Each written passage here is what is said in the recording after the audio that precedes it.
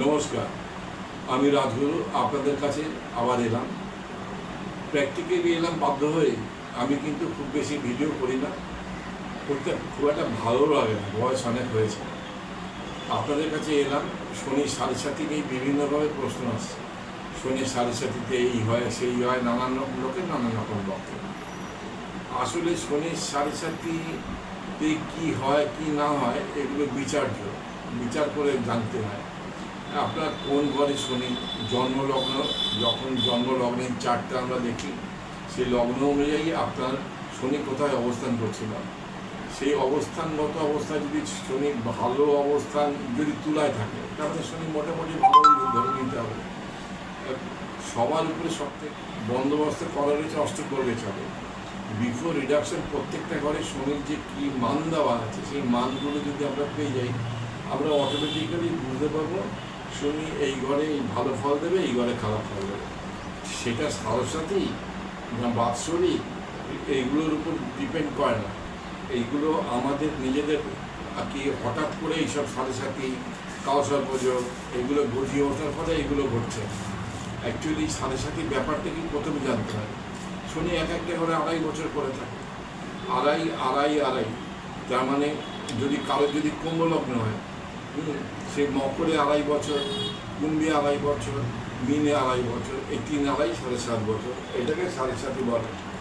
কিন্তু এই সাড়ে সাথী রেজাল্ট ভালো দেবে কি মন্দ দেবে সেটা নির্ভর করবে।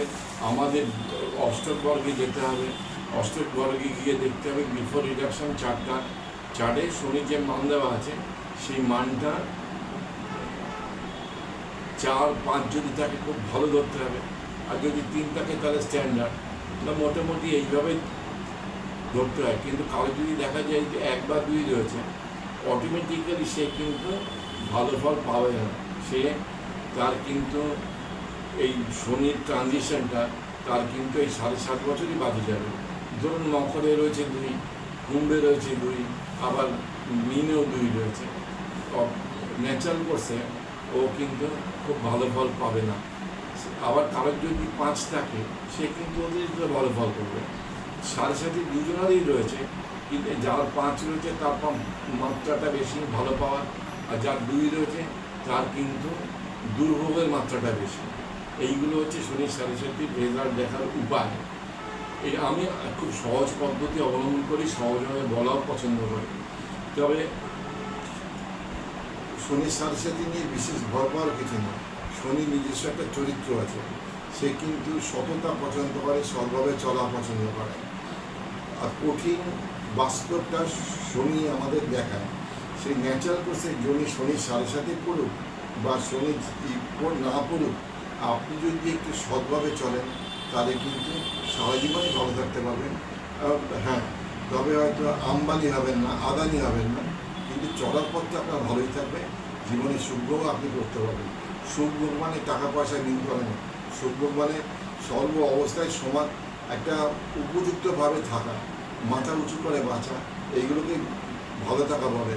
ন্যাচারাল কোর্সে আপনি একটু সাদাসিধে জীবনযাপন, সত্য কথা বলা, সত্য পথে চলা, এইগুলো কিন্তু শনির মূল লক্ষ্য।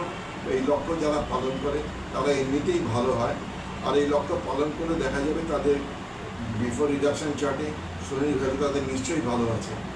অটোমেটিক্যালি যাদের সব মধ্যে সততা থাকে, সমাজের কনফিডেন্স তাদের উপর থাকে, সব দিক থেকেই তাদের আয়ের উৎস ওপেন হয়। আবার ব্যবহার ভালো থাকার জন্য সে কিন্তু সব রকম সুবিধা আদায় করতে পারে সমাজ থেকে। সুতরাং সৎ পথে চলাই সব থেকে ভালো রাস্তা। এর মধ্যে পুজো আচ্ছা, কোনো স্টোন ফোন এগুলো আমি ধার ধাচ্ছি না। এই হলো ভালো থাকার রাস্তা। আজকে এই পর্যন্ত বলেই শেষ করলাম। আপনারা প্লিজ শনির সাড়ে সাথী, কালসর্পযোগ এইসব শুনে ঘাবড়াবেন না।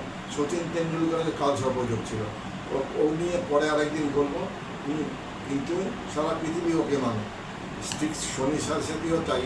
আপনার যদি বিফোর রিডাকশন 4 বা 5 থাকে, আপনার বিশাল ভালো অবস্থা থাকবে। আপনি এই নিয়ে ঘাবড়াবার দরকার নেই। সঠিক পথে চলুন, সত্য পথে চলুন, ভালো থাকবেন। নমস্কার।